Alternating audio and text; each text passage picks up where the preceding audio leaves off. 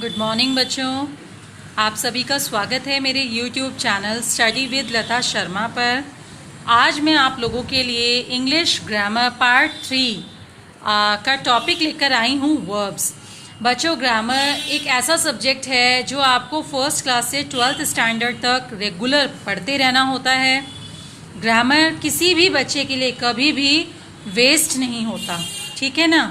तो ऐसा बिल्कुल नहीं है कि फर्स्ट क्लास का मैंने कोई टॉपिक एक्सप्लेन किया या 5th क्लास का कोई टॉपिक एक्सप्लेन किया तो आप लोग उन वीडियोस को भी देखा करो। जिन्होंने मेरा चैनल सब्सक्राइब कर रखा है उनके पास ही सारी वीडियोस आती होंगी, आप देखा करो, क्योंकि उनमें भी वही सब चीज़ें हैं जो आपके काम आने वाली हैं, ठीक है।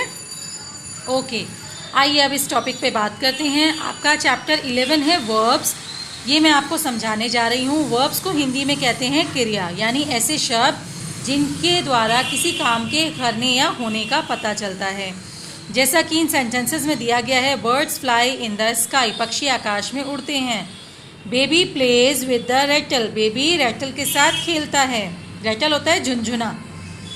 Hair sleeps under the tree, खरगोश पेड़ के नीचे सोता है। तो इन सभी में आपको क्या काम हो रहा है पता चल रहा है ना सेंटेंस में। जिन वर्ड्स के द्वारा आपको कार्य का पता चल रहा है, जैसे इस सेंटेंस में उड़ने का कार्य हो रहा है तो उड़ने को हम इंग्लिश में कहते हैं फ्लाई। खेलने का कार्य हो रहा है तो खेलने को कहते हैं प्लेस। और सोने का काम हो रहा है तो स्लीप, ठीक है। तो फ्लाई, प्ले, स्लीप, ये सब हमारे क्या हो गए, एक्शन वर्ड्स, जिनको हम वर्ब कहते हैं, ठीक है। Let's understand. The words fly, play, sleep describe the action of the bird, the baby and the hare. ये जो fly, play and sleep है, इनके द्वारा आपको इन सभी nouns का एक्शन पता चल रहा है कि वे क्या काम कर रहे हैं।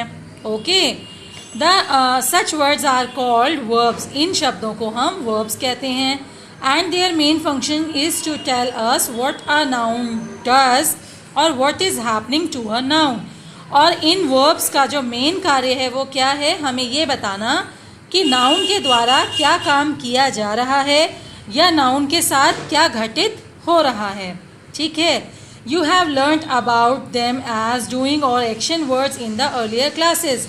आपने एक्शन वर्ड्स के रूप में इन वर्ब्स के बारे में पहले क्लासेस में भी पढ़ा है ना बच्चों। डूइंग वर्ड्स या एक्शन वर्ड्स आपको कराए जाते हैं ना। ओके, यहाँ पर आपको एक एक्टिविटी दी गई है, underline the verbs in the following sentences. In sentences में क्या काम हो रहा है ये बताने वाले शब्द यानी वर्ब्स को अंडरलाइन करना है। देखिए, फर्स्ट है I attend dance class after school. यहाँ पर क्लास को अटेंड करने का काम हो रहा है तो अटेंड यहाँ पर वर्ब है। Okay, I throw a ball at my dog and he fetches it. यहाँ पर बॉल थ्रो करने का काम हो रहा है और डॉग के द्वारा बॉल को फैच करने का यानी लपकने का काम हो रहा है। All of us helped in cutting the grass. हम सभी ने क्या किया है, हेल्प किया है ग्रास कटिंग में। तो यहाँ पर हेल्प्ड वर्ड जो है ये वर्ब है। Tom begin to white wash the fence. Tom ने क्या किया है, वाइट वॉश करना बिगिन कर दिया है, शुरू कर दिया है, ठीक है ना। तो ये सभी यहाँ पर वर्ब्स हैं। नेक्स्ट आपको बता रहे हैं verbs denotes the following action, कि वर्ब्स के द्वारा हमें किस प्रकार के एक्शंस का पता चलता है। एक है mental action, I think I caught a cold, यानी मुझे लगता है या मैं सोच रहा हूँ कि शायद मुझे कोल्ड हो गया है। तो मेंटल थिंग मतलब कि जिन चीज़ों को हम सोचते हैं, ठीक है, महसूस करते हैं। फिजिकल थिंग में क्या होता है, हमारी फिजिकल एक्टिविटीज़, जैसे कि इन सेंटेंसेस में दिया है the dog runs like a horse, the postman delivered a parcel for you. इस तरीके से रन्स, डिलीवर्ड, ये हमारी फिजिकल एक्टिविटीज़ हो गई। ऐसे ही स्टेट ऑफ बीइंग यानी किसी तरह की अवस्था, जैसे कि आई एम एफ्रेड, यहाँ पे डर की अवस्था है। शी इज़ फीलिंग कोल्ड, यहाँ पे एहसास की अवस्था है, महसूस कर रही हैं।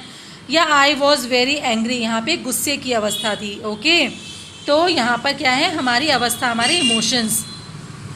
नेक्स्ट बता रहे हैं पोजीशन मतलब होता है बच्चों, जैसे कि हम किसी चीज़ पे अपना आधिपत्य, अपना अधिकार बताते हैं कि ये मेरा है, ये उसका है।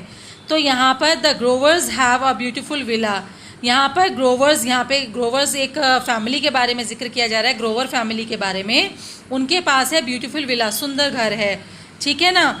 तो हैव यहाँ पे ग्रोवर्स फैमिली के लिए यूज़ किया गया, ठीक है। पोजीशन शो हो रहा है ना, किसका घर है, ग्रोवर्स का। ऐसे ही Mrs William has many diamonds and rubies, Mrs William के पास हैं डायमंड्स, यानी कि मिसेस विलियम्स का अधिकार है डायमंड्स पर। तो हैज़ हैव क्या है, यहाँ पर नाउन्स के साथ कनेक्ट है, पोजीशन उनकी बता रहा है दूसरी वस्तुओं पर, ठीक है। तो ये भी वर्ब का ही रूप है। अगर आपको ये चैप्टर समझ में आया है बच्चों, तो ये एक्टिविटी दी गई है बी, इसको आप बुक में फिल करके मुझे इसकी पिक सेंड करना, मैं चेक करूँगी कितने बच्चों को चीज़ें समझ में आ रही हैं, ठीक है। नेक्स्ट बताया है kinds of verb. Verb can be divided into 2 categories, they are main verbs, most of the time they function on their own. For example, देखिए वर्ब्स को 2 कैटेगरी में बांटा गया है। पहली को यहाँ कहा जा रहा है मेन वर्ब्स, यानी मुख्य क्रिया। मुख्य क्रिया क्या होती है, मेन वो एक्शन वर्ड्स जो आप लोगों ने पहले भी पढ़े हैं और आगे भी पढ़ेंगे, जैसे कि I love to play, they eat their food. तो इसमें क्या है, लव वर्ब भी है, और मेनली अगर आप देखो तो डॉग्स के साथ मेरा क्या है, वो कनेक्टिविटी वर्ब के ही थ्रू हमें पता चल रही है, ठीक है। ऐसे ही दे ईट देयर फूड, उन्होंने अपना भोजन खा लिया है। तो ईट यहाँ पर, खाना यहाँ पर वर्ब है, ठीक है। तो ये हो गया मेन वर्ब। इसके साथ होता है दूसरा helping verbs. Sometimes main verb need the help of another verb to express the action.